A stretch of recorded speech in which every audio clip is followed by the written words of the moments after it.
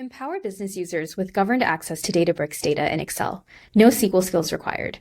The Databricks Excel add-in brings governed lakehouse data right into Excel, helping business users move from data to decisions faster. With the add-in, teams can use Databricks tables and metric views directly in a familiar spreadsheet interface with a simple, no-code experience. I'm Neha Prabhu, a Senior Solutions Engineer at Databricks, and in this video, I'll show you how to self-service install the Databricks Excel add-in using the Excel manifest file. To get started with the Databricks Excel add-in, the first thing we need is the manifest file.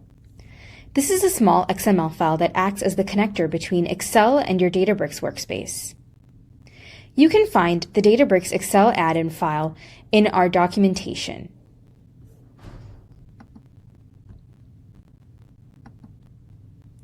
Before we upload it, there's one quick edit to make. We need to add our workspace URL. Let's first save this file locally.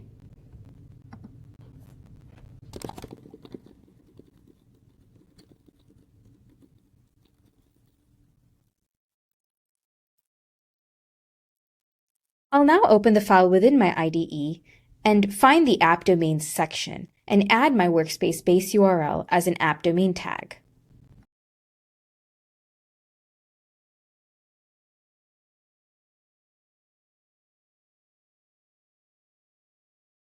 Now, with that file saved, the manifest is ready to go.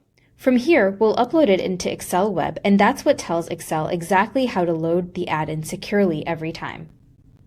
Within Excel Web, I'll go to Add-ins. Now I'll go to Advanced.